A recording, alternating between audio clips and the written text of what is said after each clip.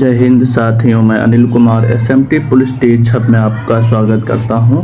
आज हम पढ़ेंगे वॉच और वॉच के भेद, जहां से एक प्रश्न उत्तर प्रदेश पुलिस में देखने को मिलता है। ठीक है दोस्तों, तो आज हम पढ़ेंगे वॉच में क्या देखेंगे, वॉच के भेद और उत्तर प्रदेश पुलिस में आए हुए प्रश्न हम सारे देखेंगे। ठीक है, जो पिछले पेपर में आ चुके हैं। तो दोस्तों, आपसे मेरी प्रार्थना है हाथ जोड़ के कि कंटेंट में अगर कोई दिक्कत आ रही है, कहीं पर कुछ समझ नहीं आ रहा है, तो एक बार आप कमेंट करके मुझे ज़रूर बताइएगा कि यहाँ पे दिक्कत आ रही है। ठीक है चलिए, आपके माता पिता और अपने माता पिता को प्रणाम करते हुए हम आज आपको क्लास के आगे ले चलते हैं वॉच की तरफ। तो देखेंगे हम वॉच को पढ़ने से पहले हम दोस्तों एक बार क्रिया को समझ लेते हैं। किसको समझते हैं? क्रिया को, क्योंकि हम हर बार बोलेंगे सकर्मक क्रिया, अकर्मक क्रिया, ऐसे शब्द हम बोलेंगे। तो आप क्रिया को पहले समझ लो कि क्रिया क्या है, थोड़ा सा समझो। मैंने बाकी मैं क्रिया का एक टॉपिक करवा चुका हूँ, एक क्लास ले चुका हूँ क्रिया से, फिर भी हम थोड़ा सा ओवरव्यू आपको समझा रहा हूँ। ठीक है, देखते हैं क्रिया के बारे में। क्रिया क्या है?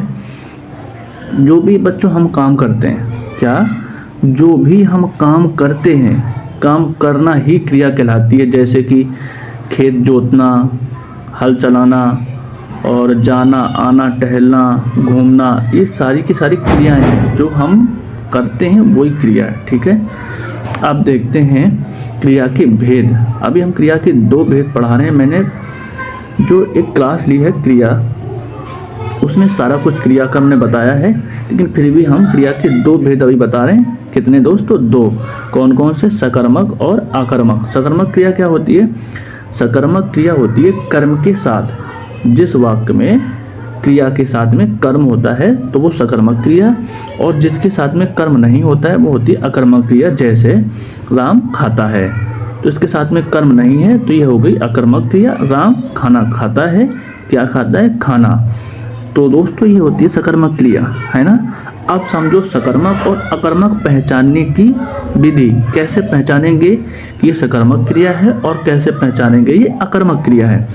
तो दोस्तों थोड़ा सा देखेंगे, वाक्य की क्रिया, जो भी क्रिया है, क्रिया के साथ में क्या, दोस्तों क्या या किसको प्रश्न लगाने से जो उत्तर मिलता है वो होती है सकर्मक क्रिया।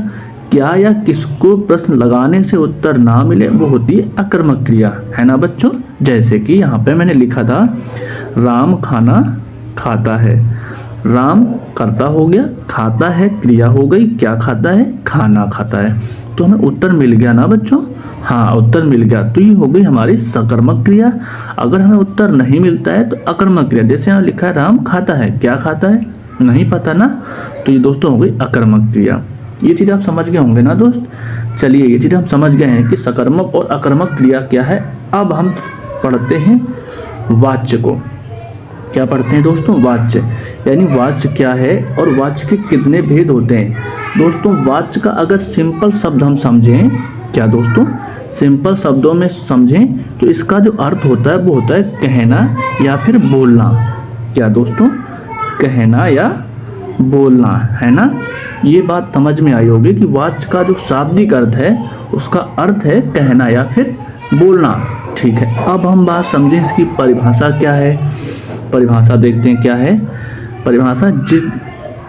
वर्ब का प्रयोग, यानी वर्ब का प्रयोग जिसके रूप में होता है, वर्ब का प्रयोग यानी क्रिया का प्रयोग जिसके रूप में होता है वाच्य कहलाता है। अब दोस्तों क्रिया का प्रयोग हम कर्ता के रूप में भी हो सकता है, कर्म के रूप में भी हो सकता है और भाव के रूप में भी हो सकता है। दोस्तों आप बात को समझ रहे होंगे ना कि वर्ब का प्रयोग कर्ता के रूप में हो, कर्म के रूप में हो, भाव के रूप में हो, वही कहलाता है दोस्तों भाववाच्य।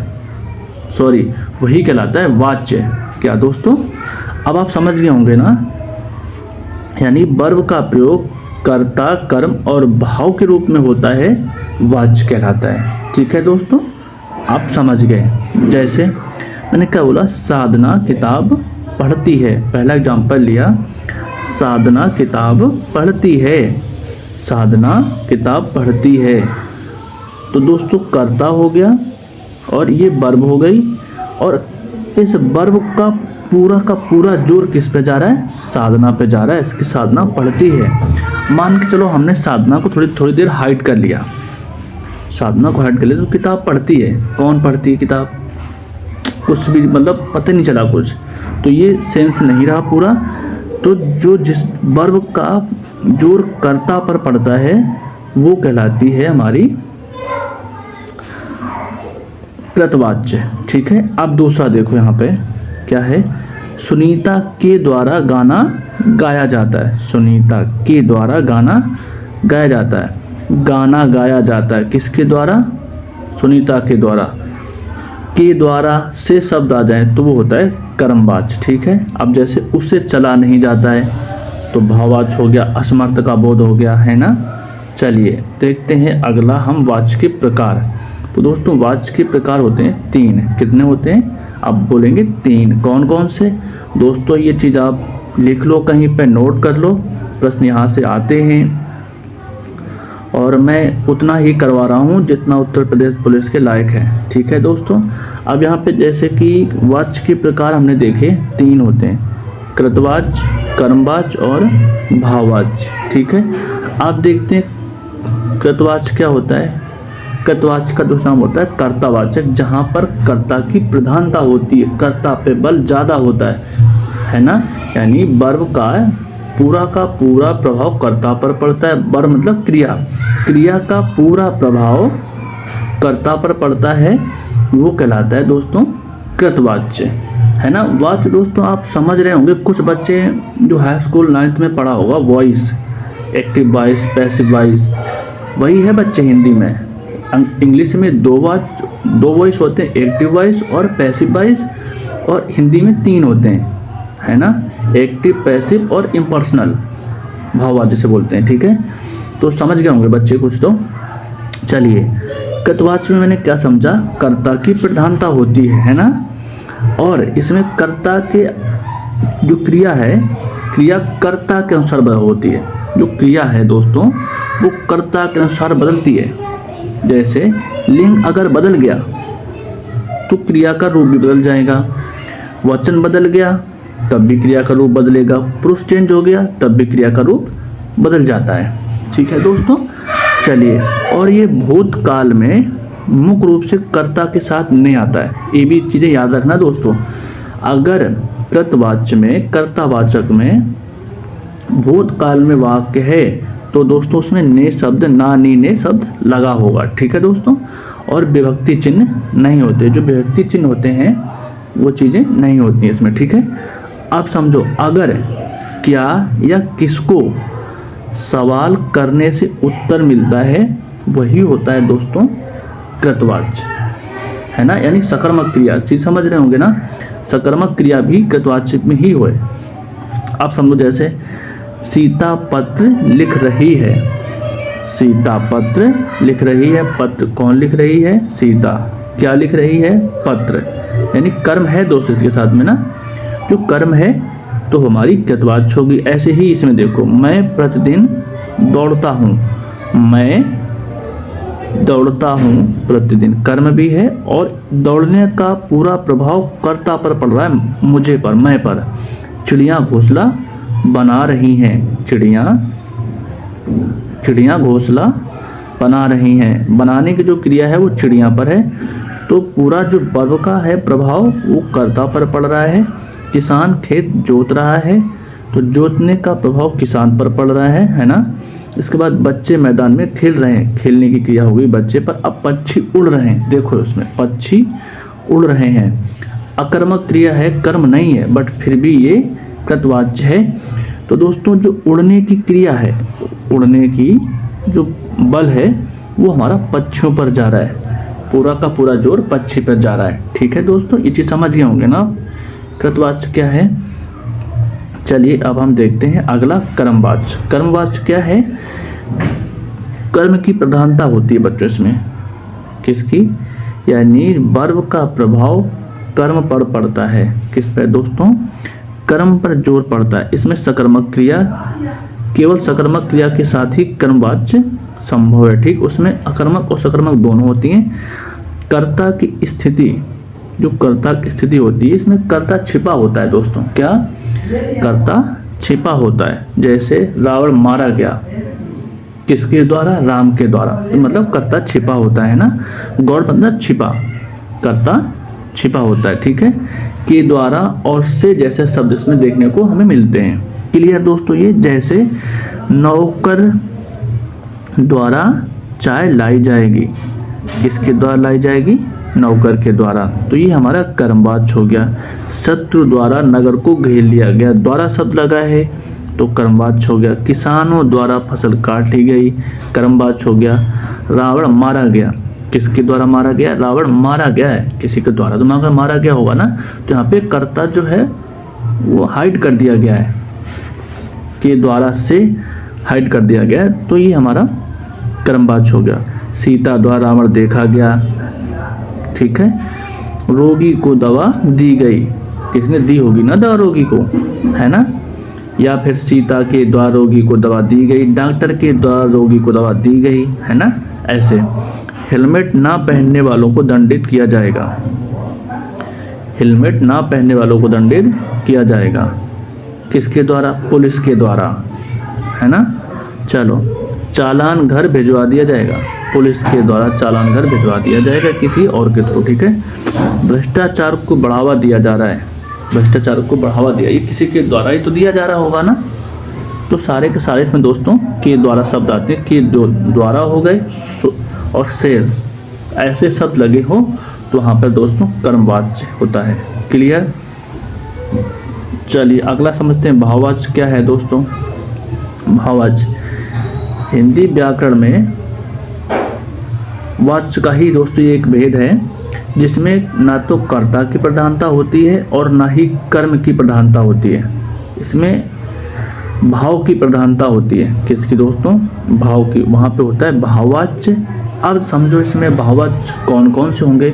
आकर्मक क्रिया और असमर्थ, जिसमें असमर्थता का बोध होता है, असमर्थ जैसे शक्ति नहीं है, और नकारात्मक इत्यादि का बोध होता है, वहाँ पे भाववाच्य होता है। और क्रिया का रूप हमेशा एक वचन और पुल्लिंग होती है। भाववाच्य में हमेशा बच्चों याद रखना, जो क्रिया होती है वो एक वचन और पुल्लिंग होती है ना। अब इसमें से या के द्वारा कर्ता के साथ से या के द्वारा विभक्ति का प्रयोग होता है। मेरी बात समझ रहे होंगे ना।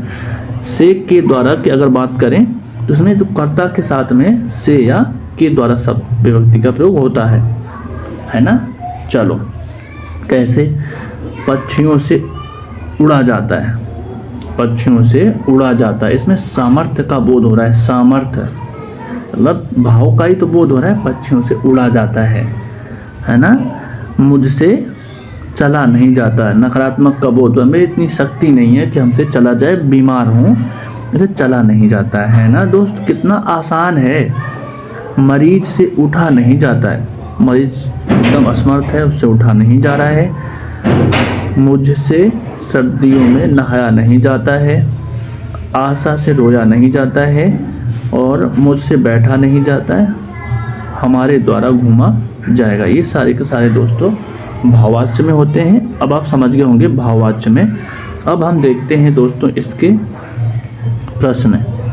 तो दोस्तों ये रहा आपके सामने पहला प्रश्न। पहला प्रश्न क्या है बच्चों? मीना दौड़ रही है, वाक्य में कौन सा वाच्य है? मीना दौड़ रही है, वाक्य में कौन सा वाच्य है? तो बताइए दोस्तों, मीना दौड़ रही है, वाक्य में कौन सा वाच्य है? तो दोस्तों आप बोलेंगे जो दौड़ने का प्रभाव वो मीना पर पड़ रहा है, तो ये हो गया दोस्तों कर्तावाच्य यानी कृतवाच्य। उधर नेहा से उठा नहीं जाता है, वाक्य में कौन सा वाच्य है? नेहा से उठा नहीं जाता है, रोगी से उठा नहीं जाता है, तो ये हो गया दोस्तों भाववाच्य। नेहा बीमार रही होगी तो उसे उठा नहीं जा रहा है, तो ये भाववाच्य हो गई, असमर्थता का बोध हो रहा है ना। तो चलिए दोस्तों अगला प्रश्न हम देखते हैं। अगला प्रश्न क्या है बच्चों? इनमें से कौन सा वाक्य भाववाच्य से संबंधित नहीं है? यानी ये सारे के सारे वाक्य भाववाच्य में से भाववाच्य हैं, कोई एक वाक्य ऐसा होगा जो भाववाच्य नहीं है, वो आपको पहचानना है। कौन है? देखो, मोहन से उठा नहीं गया, भाववाच्य है।